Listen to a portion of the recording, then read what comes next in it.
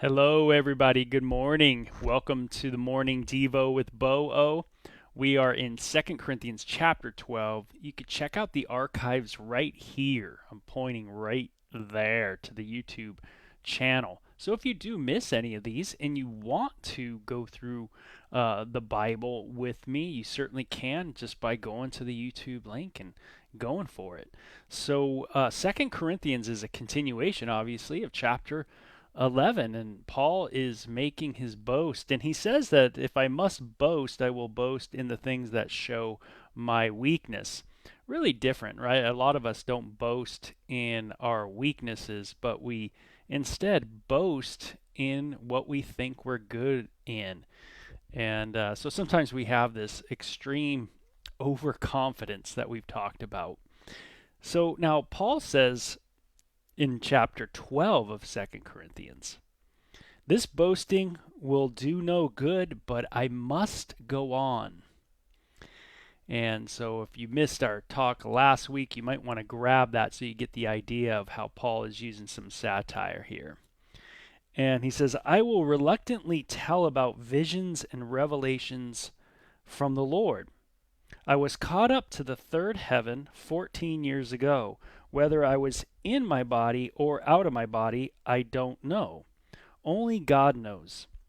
Yes, only God knows whether I was in my body or outside my body. But I do know that I was caught up to paradise and heard things so astounding that they cannot be expressed in words, things no human is allowed to tell. So after Paul talks about his amazing life in Christ, what was it like? Well, he went over a pretty gnarly list, right? He got beat, he got whipped even more, he got caned, crack, he got shipwrecked, he was out at sea, he was on the run from non-Jewish people, he was on the run from Jewish people.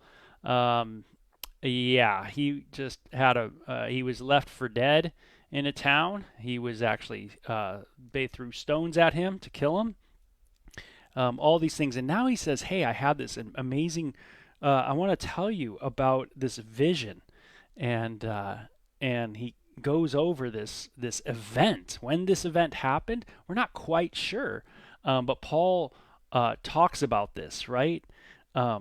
He caught up to the third heaven. And you can do a little research on that, but our pastor talks about that a lot, about the three heavens being, just the sky, the atmosphere, and heaven as in the dwelling place of God, the three heavens. So I'm not going to get too into that, but just the idea of coming before, seeing God, kind of idea, right? Um, and it says, only God knows whether I was in my body or out of my body when this happened. I don't know, but I was caught up to paradise. So, this idea of being in heaven. Jesus said to the thief on the cross, today you will be with me in, you got it, in heaven. And so he says to this paradise where he heard things so astounding that they cannot be expressed in words.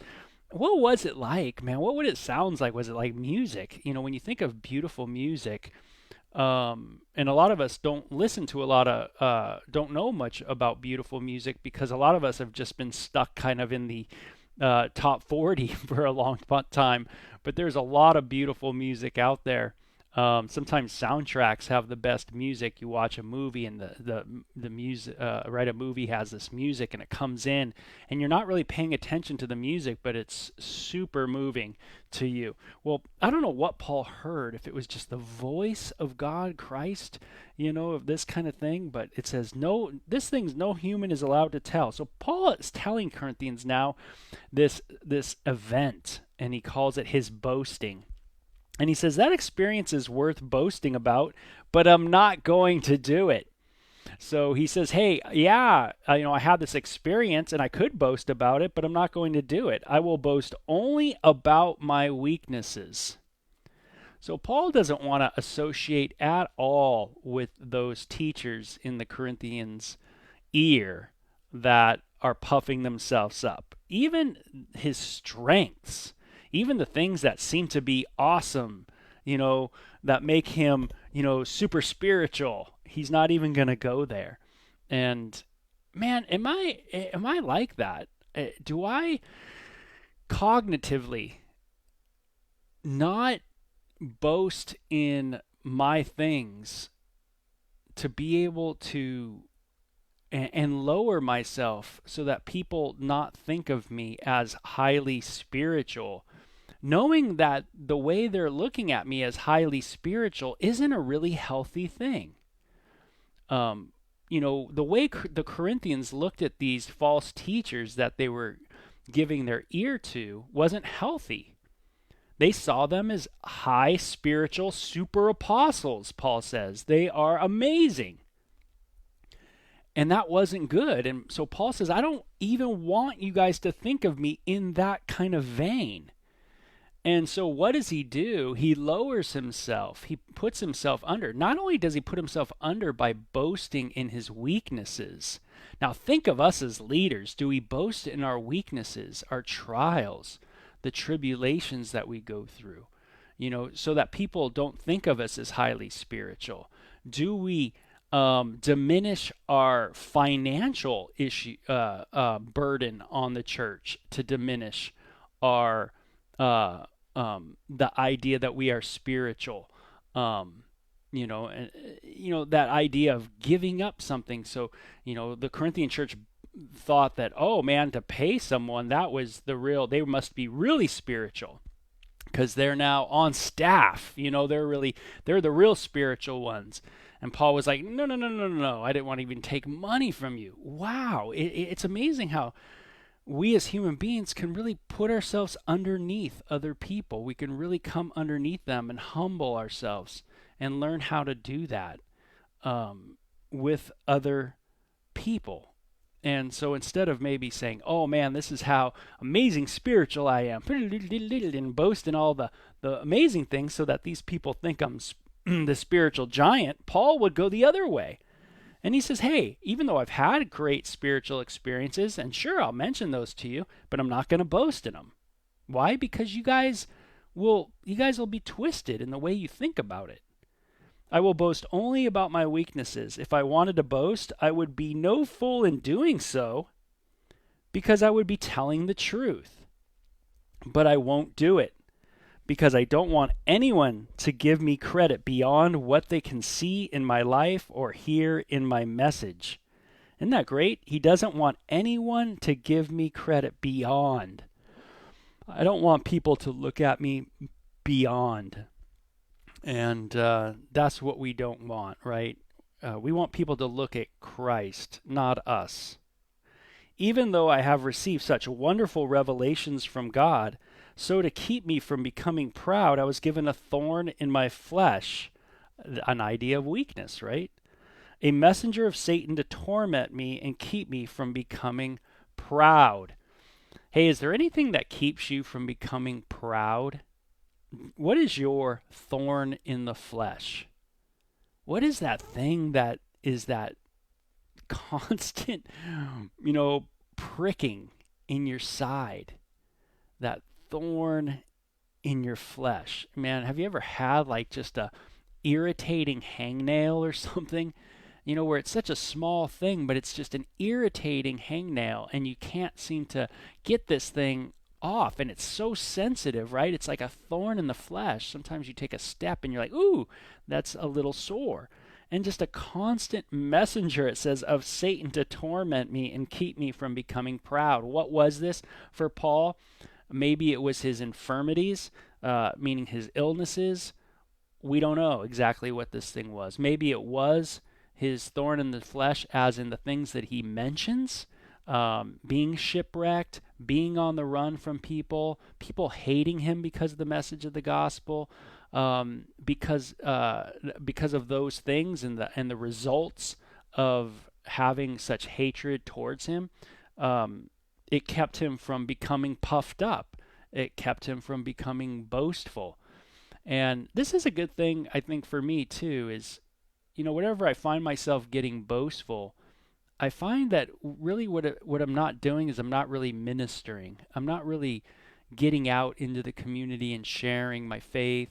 Because when you do get into the community and share your faith, I tell you what, there's not much room at that moment to be prideful for a lot of us, because we'll get nervous, or we might go, man, what am I going to share? And pretty soon you're going to go, man, I need God.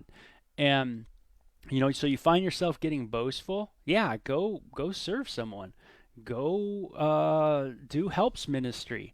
Um, get involved in an outreach ministry. Get involved in a missions trip. Uh, you know, there's much risk in those things, and with risk comes weakness, right? When you risk more, obviously there's a chance for your weakness to be exposed, starvation to happen, right? When there's risk, when you go on a mission trip and you get sick, right? Then you become weak. So you can see how going out and ministering, and like Paul, like on missions and serving the Lord, can really open up the door to a lot of risk. Jesus said something pretty radical. He says, "Hey, if they killed me, they're going to kill you too." And you think there was risk following Jesus? Do you think Jesus said, "Hey, you know what? Following me, I'm going to try to keep you guys as safe as possible"? So that's what I'm really concerned about, is your health. Is that it? No way. Jesus was the exact opposite.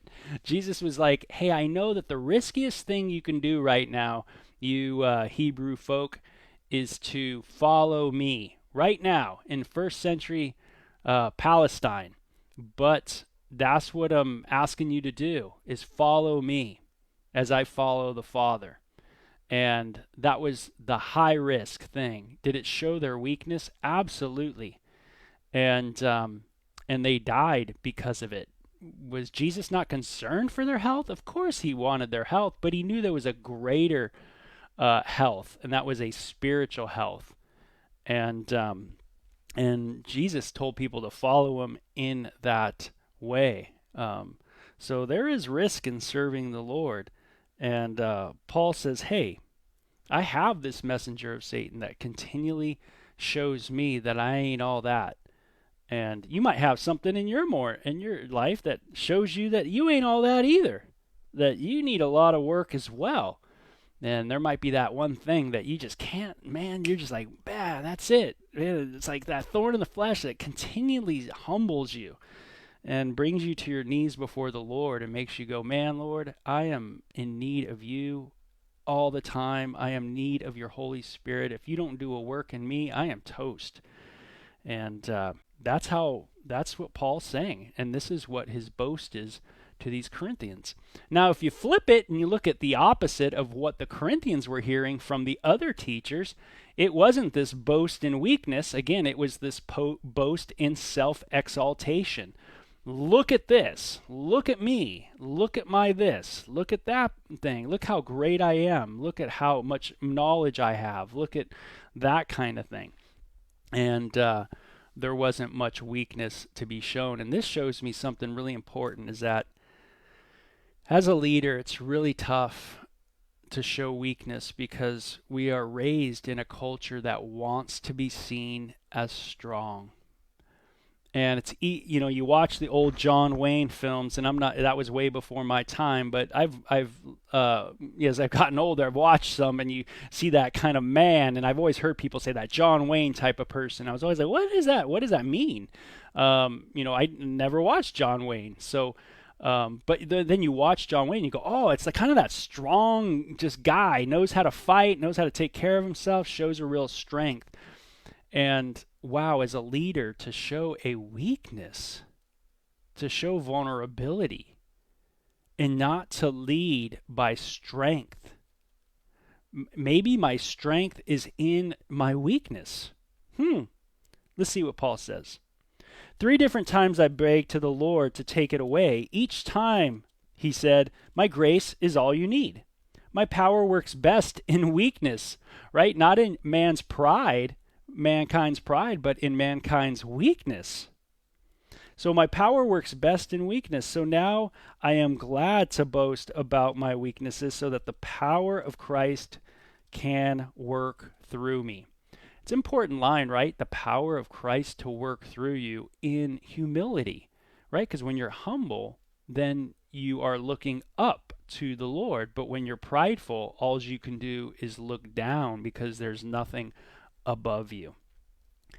And that's what's hard to be in being a leader. As a leader, we tend to think that we are looking down, that we know everything, and that we have everything licked. And so we never want to show vulnerability. What we're trying to show is strength. And maybe what we see today in a lot of churches, maybe, I'm just saying maybe, is maybe we see a lot of what the Corinthians enjoyed in those other teachers. Maybe that's what we see today. And it wouldn't be a shock. None of us should be shocked by that. That would be kind of normal. That we tend to gravitate towards strong politicians, strong leaders, strong ministers, everything like that. Strong leaders in every capacity. Any vulnerability, we tend to go, ooh, that weakness. Oh, he's weak. If he can't do it, if he can't be perfect, then how can I follow him? That kind of idea. And that thread just continues in our lives. So we tend to heap up people that we think are super strong, when the Bible tells us really that no one's really strong before the Lord, that everything's really annihilated in the presence of His holiness. And so I guess we do tend to live in an illusion in that way.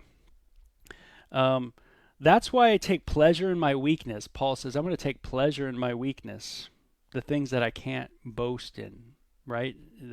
All the accolades, if you will. And in the insults, he's going to take pleasure in the insults. Now he describes the weaknesses here. In the insults, in the hardships, in the persecution. So this could really be the thorns in his flesh. In the troubles that I suffer for Christ, for when I am weak, then I am strong. So maybe what we need is more weakness.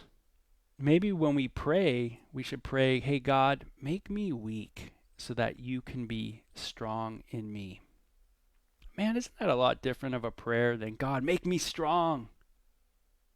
Make me the overcomer, the strong one, right? Say, God, make me an overcomer, the overcomer who's overcome by you. The overcomer who overcomes in my weakness, so that you can be manifest in me.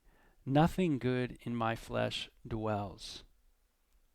Every accolade that I've received, I'll use it for pride. It's going to happen. That's what happens in the flesh. That's all I can do as a human being.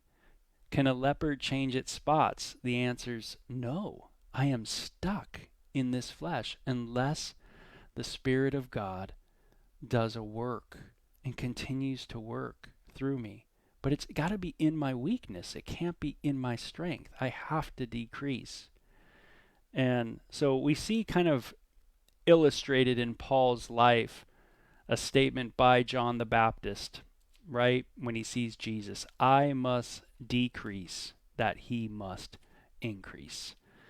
So, wow, what a great time this morning with you guys, and I hope you have a great day. We'll finish the chapter and go on to the next one here tomorrow on Friday, Lord willing. Okay, so take care, have a great one. Thanks for joining me, guys, and man, be sure to share it and tell others about it too. Maybe they could get into the Word and just go through these little devotions with us. Okay, take care. Bye bye.